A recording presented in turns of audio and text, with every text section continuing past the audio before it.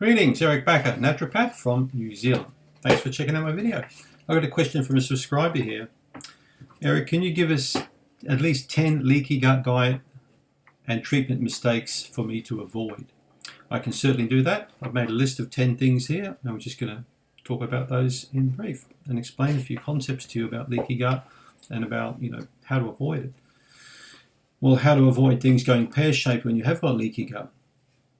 The first one is alcohol, which I really always talk about when it comes to digestive health. So you're really in fantasy land if you think you can even go for mild alcohol consumption if you want to recover from leaky gut. Once your digestive system is in great shape, you've got good energy, you've got good sleep, you're feeling really good emotionally, and you've got, just an awesome sense of well-being about you. I've got no problem with alcohol, especially if you're a mild drinker. But as soon as you start going into 2 glasses a day or several times a week alcohol consumption, and you've got leaky gut, and you've got a perfect diet and everything else is good and you're exercising and everything's good, forget it. You're not going to recover from leaky gut.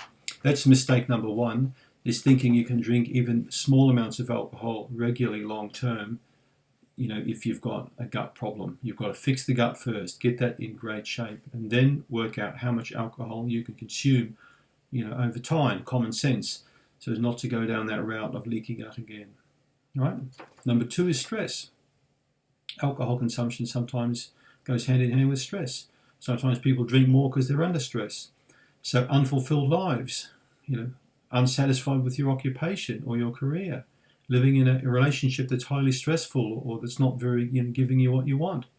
Living in a poor marriage or in a relationship sense that's just not going anywhere. So this can create high stress. Having conflict or discord with neighbours or family members. Personal conflict is not good when it comes to wanting to get a good leaky gut. Not good at all. So you need to work out what the stressors are in your life, and you need to deal with these stressors. This is very much not spoken about when it comes to leaky gut, because it very much undermines the autonomic nervous system. And if you can't get your handle on stress and it keeps working on you and impacting on you, your gut will only go further backwards, not forwards. The third one is junk food. So eating takeaway or junk food once a week, for example, many people think that that's quite kosher. That's quite okay to do. 6 days of the week I eat great, and 1 day of the week I eat not so great. So if you want to recover from the leaky gut, don't make the mistake of thinking junk food every now and then is okay, because it's not okay. If you want to get your gut in great shape, eat good food all the time. Make good dietary choices every day. 4, regular drug taking. Taking paracetamol, taking ibuprofen, taking Advil, taking birth control, taking antidepressants, taking acid blocking medication. So if you're on a drug every day or long-term medication, this is a mistake. You need to try and do something about it. With the birth control pill, there are other methods, or you need to think, how can you give your body a break from this pharmaceutical medication, because it will undermine your gut function and your hormone system long term. But many other drugs often are taken daily for, basically stopping symptoms for digestive problems. You can't get a handle on leaky gut if you keep on a drug. Right? Number 5, not testing. Or if you've had a gut problem for many years, especially leaky gut, you may need to do an intestinal permeability test, or you may need to do a comprehensive stool test. So not testing at all, and the problem is staying the same, it's crazy. To me, it's like going on the ocean without a map or a compass. You've got, no idea where you're going, and then you'll end up on the rocks somewhere. So you need to really carefully, plan where you're going to and then what you're going to do, all right? So testing will be smart if you've got a chronic long-term gut problem. Number 6, too busy with diet, leading a hectic lifestyle, not thinking really about stress in your life, and too diet focused. Many people I see, all they talk about is what they eat. Paleo this and GAPS diet that, but they don't look at their lifestyle. They don't look at the quality of their sleep. They don't look at how they breathe. They don't look at regular relaxation. All they care about is, what grain can I eat? Can I eat quinoa? Can I eat oats? Meanwhile, they're on this bloody cell phone all the time talking to somebody, or they're stressed out. Learn that stress affects the gut more than you will believe. So a hectic lifestyle needs to be backed off. So to me, it's very important that you understand the balance between lifestyle and diet. quality lifestyle, relaxed lifestyle, easygoing lifestyle.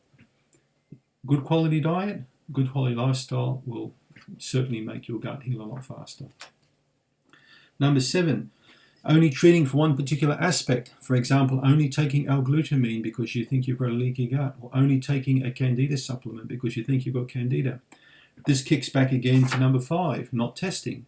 So understanding the gravity of your situation and what needs to be treated, testing will uncover what needs to be treated and will prioritize, what you need to be doing. So be careful with supplementation. Number 8, not enough relaxation. Big thing I see with a lot of people. Not breathing properly. Look at some of my videos I've completed on relaxation, for example. I've done a few of them. So I like people every day to have at least a 20 to 30 minute relaxation session. I think it's very important. For me, it's relaxing in my room here every day in the afternoon. For me, it's gardening. And for me, it's playing guitar. And it's doing different things like that. And going for a walk every day. These things are part of my relaxation cycle. It really helps to improve your sleep. And that's what we're talking about. Point number 9. Poor, crappy sleep. If you've got poor sleep, forget about it. You'll never heal a leaky gut. You'll have a poor immune function. You'll end up with adrenal problems and thyroid dysfunction and a whole bunch of other stuff you don't want to know about. So you need to work on improving your sleep. You need to have very good sleep pattern. Great sleep pattern will mean good digestive health. Good digestive health will further impact on all your life and give you a very good health, particularly as you get older. So try and cultivate your sleep like you cultivate a garden. You've got to be working on it regularly. And eventually you'll have beautiful sleep cycles. There's nothing better than waking up really refreshed in the morning. Number 10, don't worry about your health so much. All right? Too many people worry incessantly about their health.